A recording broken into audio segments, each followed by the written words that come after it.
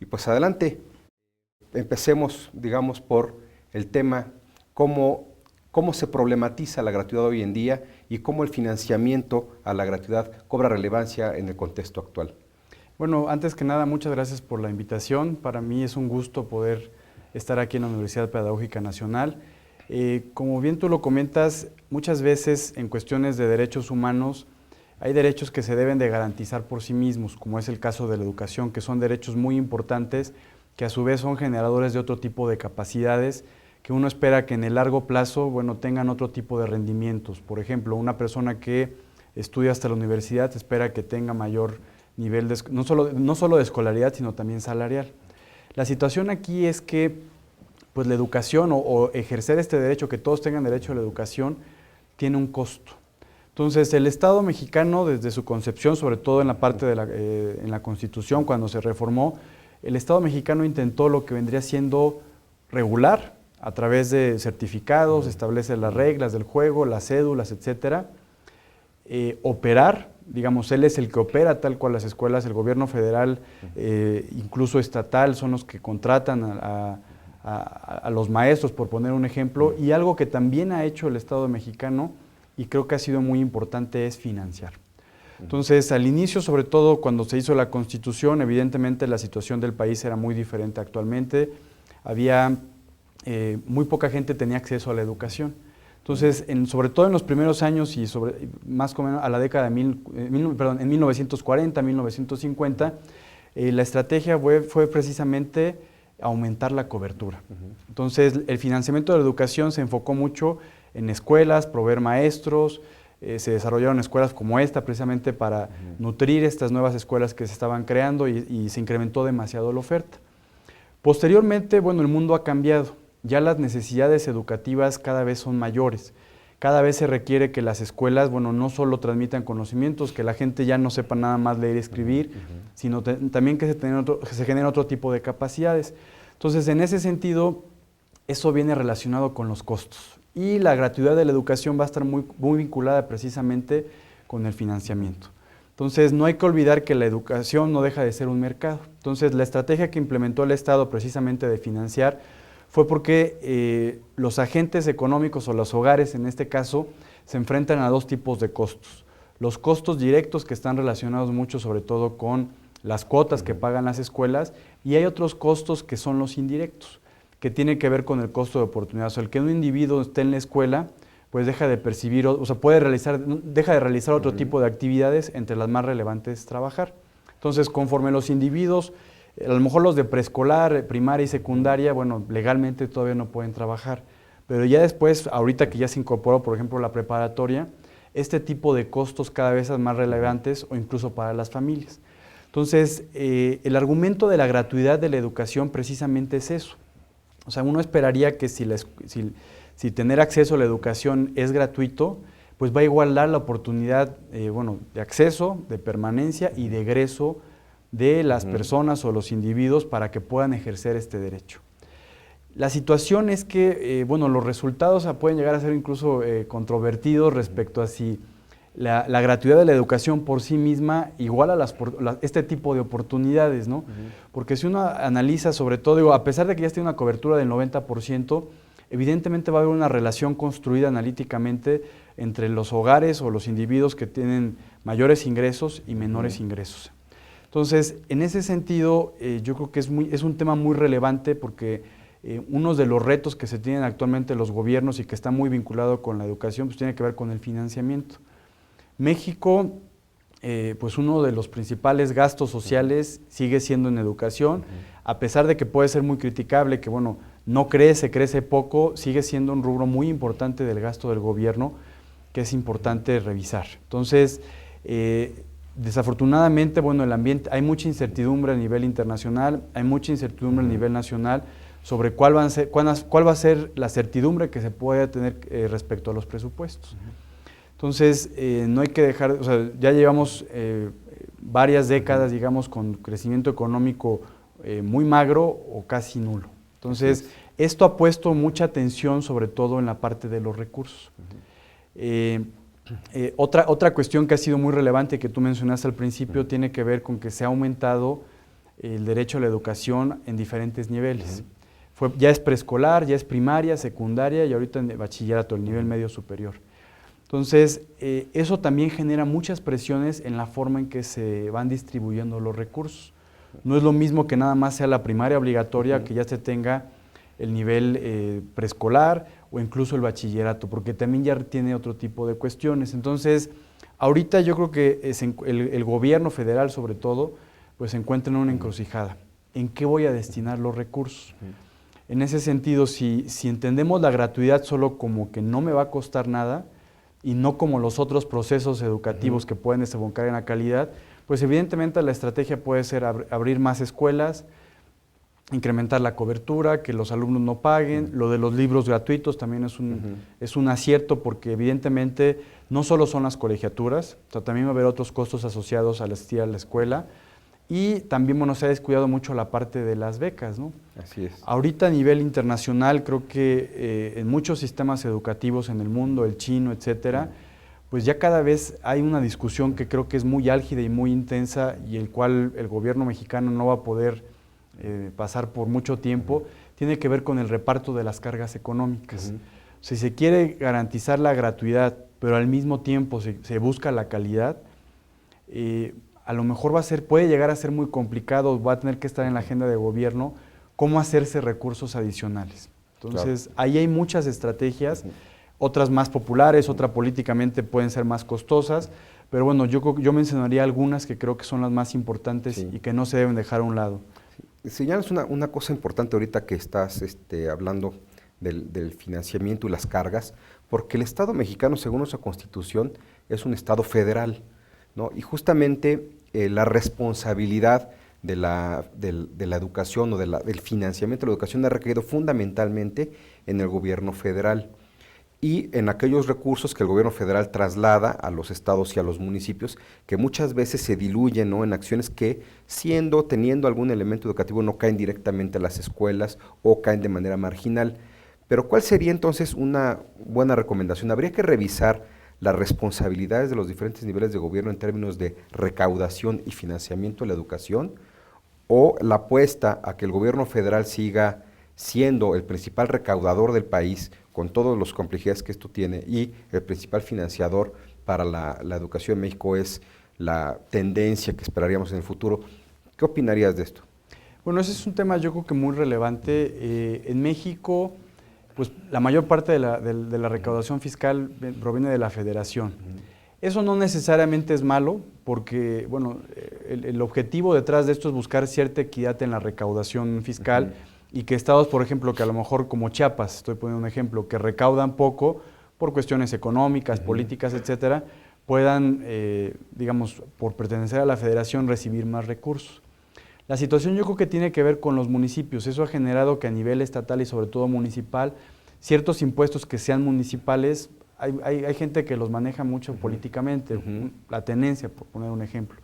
Entonces, si los gobiernos municipales también tuvieran cierta responsabilidad, no solo de recibir, o sea, buscar la forma de gestionar los recursos federales, sino también que hubiera ciertos recursos propios, o que se obligara a los municipios que ciertos recursos propios se utilizaran para mejorar infraestructura, a lo mejor para pagar a lo mejor cierto tipo de sueldos o comprar computadoras, etcétera. O sea, que fueran recursos que estuvieran etiquetados, o que se obligara que cierto porcentaje de ese tipo de recursos se destinara a la educación, evidentemente podrá mejorar mucho, porque a nivel federal hacen programas muchas veces pensados en el escritorio que no van a tener el impacto porque no tienen el mismo conocimiento de las necesidades que a nivel municipal. Sí. Entonces, eso yo creo que sería una gran ayuda, sobre todo en el reparto de las cargas.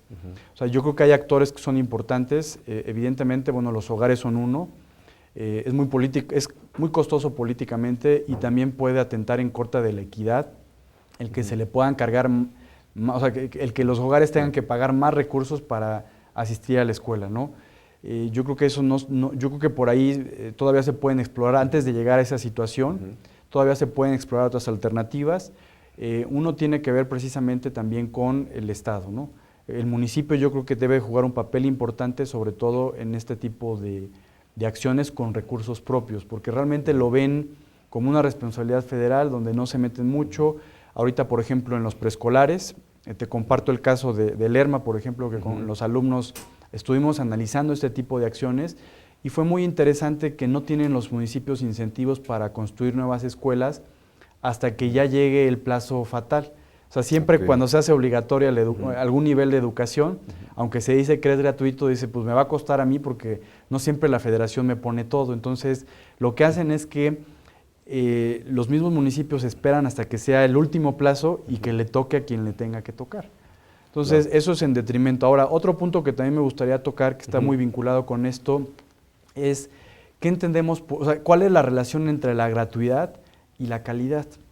O sea, cada vez yo creo que la calidad de la educación está vinculado con otro tipo de competencias, otro tipo de infraestructuras, por ejemplo, acceso a las tecnologías de información y comunicación, que hay muchas escuelas públicas, sobre todo por esta escasez de recursos, que difícilmente van a poder entrar, ¿no? Al final del día van a tener ciertas carencias estructurales que no van a permitir, o sea, la gratuidad no debería de ser un impedimento para otro tipo de cuestiones, otro tipo de procesos como la calidad.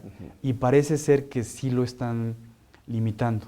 O sea, hay escuelas que tienen una infraestructura muy completa y hay otras escuelas que están en condiciones paupérrimas que evidentemente va a impactar en la calidad educativa. Sí. Infortunadamente, las escuelas que están en las comunidades más marginadas, en las zonas más alejadas, más deprimidas económicamente, son las que tienen las peores características, ¿no? Entonces, efectivamente ahí, creo que también ahí habría que pensar en que la gratuidad es un concepto que hoy en día, por lo menos, es uno de los principios constitucionales, discutimos en términos de sus efectos en la equidad, ¿no? Pero tocas un tema importante porque desde mi perspectiva, la calidad tiene mucho que ver con esa equidad, ¿no? Porque si tenemos un segmento de la población que tiene acceso a educación de más alta calidad, independientemente de qué, digamos, qué es el contenido de la calidad, pero que tiene una educación de más alta calidad, pues ya de entrada estamos haciendo, bueno, esa población va a tener una diferenciación respecto a la que tiene una calidad distinta, ¿no? Y de hecho creo que los empresarios de la educación se benefician mucho de la poca o la diferente calidad que tienen las escuelas públicas, porque probablemente muchas familias que estuvieran dispuestas o en condiciones por sus características económicas de beneficiarse por la escuela pública, tratan de hacer lo imposible, limitarse mucho en sus diferentes gastos para poder llevar a sus hijos a una condición educativa un poco mejor, ¿no? Entonces, pues reflexionarnos a la calidad y la equidad y la gratuidad, como que es una triada de conceptos que deben manejarse integralmente para tener una educación que realmente lleve, ¿no? O sea, no la gratuidad por sí misma, sino la gratuidad persiguiendo esta educación que genere equidad social, ¿no? ¿O cómo plantearías tú el asunto? Yo creo que tocas un tema central donde incluso ya hay evidencia empírica. Hablo del programa Oportunidades, bueno, que ya ha cambiado diferentes nombres, pero digamos, de los estudios tanto cualitativos que se han realizado, uno de los puntos centrales de este tipo de programas sociales era apoyar a la educación, tanto de niños, o sea, desde primaria a secundaria, incluso ya llegó hasta nivel bachillerato.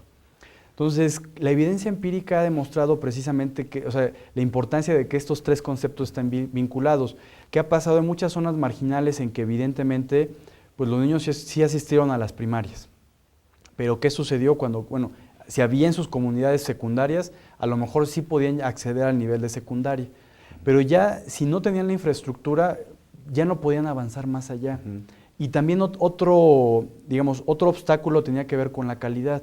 O sea, a pesar de que esas familias estaban financiadas o contaban con un apoyo importante para que sus hijos asistieran a la escuela, pues llegaron a un tope en el sentido de que ya no tenían los conocimientos para acceder a otro tipo de universidades y escuelas donde evidentemente está muy competido, ¿no? Ya sabemos que para ingresar incluso en las universidades públicas cada vez se ha vuelto mayor la competencia y entran los mejores. Entonces, y es un sistema meritocrático, entonces al final del día este tipo de brechas y este tipo de desigualdades, a pesar de que todos tuvieron la misma gratuidad, está generando que, sobre todo en su trayectoria académica y laboral, pues tengan ciertos obstáculos y que no hay una igualdad de oportunidades. Entonces, yo me iría más a que la gratuidad también estuviera acompañada con otros conceptos como el de igualdad de oportunidades. O sea, no se puede entender la gratuidad sin la igualdad de oportunidades, porque de nada me sirve que yo tenga una educación gratuita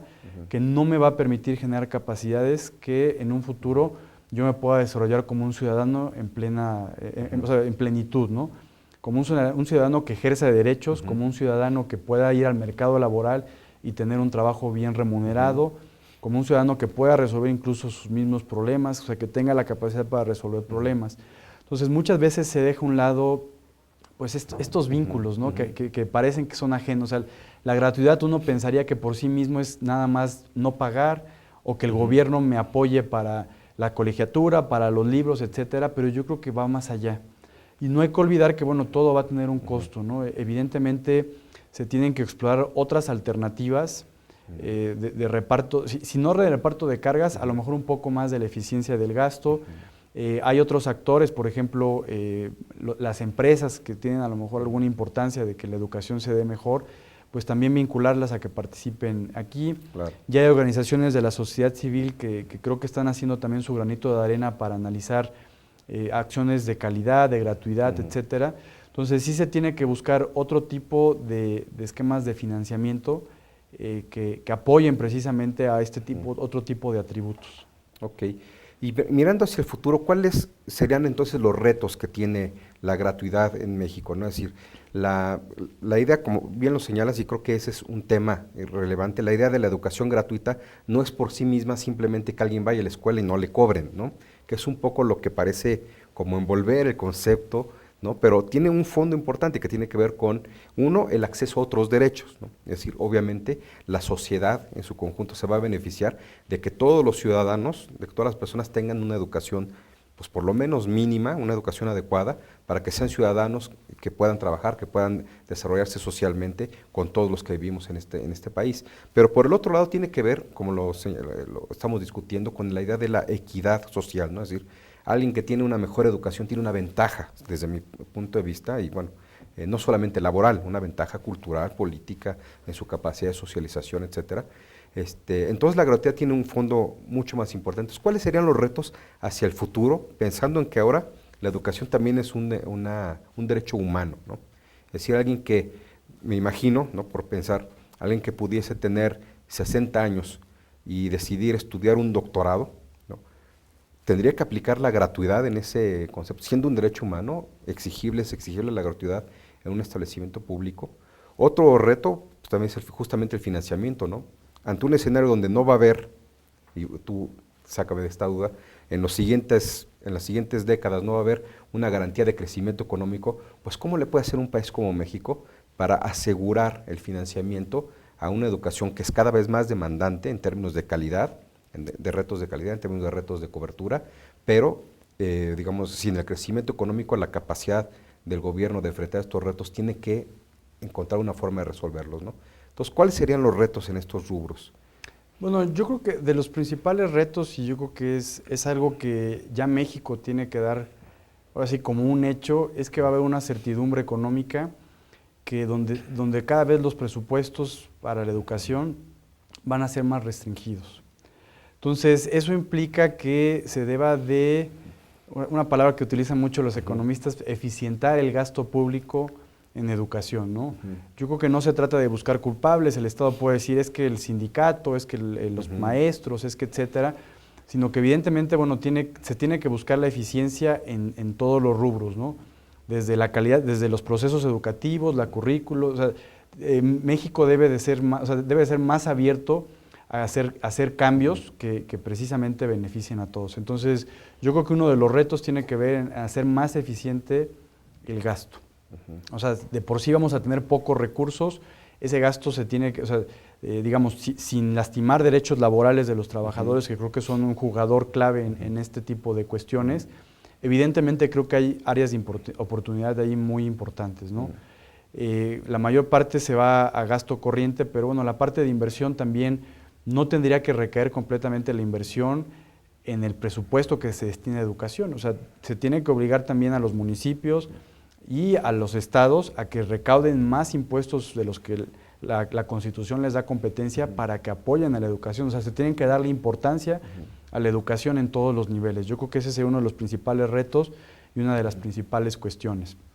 Otro reto que se tiene es precisamente, y es algo que a veces, digamos, no es muy popular, pero sí se tienen que buscar otros esquemas de financiamiento. O sea, evidentemente, la gratuidad de la educación va a ser muy útil. ¿Para qué? Para las personas que no pueden pagar. Pero al final del día, pues la educación tiene un costo, y si esos costos se van incrementando, puede haber a lo mejor esquemas sin que lastimen el bolsillo de todas las familias, pero los que tengan más recursos o más acceso, que puedan a lo mejor apoyar un poco más. Porque evidentemente este tipo de situaciones pues no ayudan, ¿no? También, bueno, hay una crítica, yo creo que en las escuelas, de que si es positivo o no es negativo.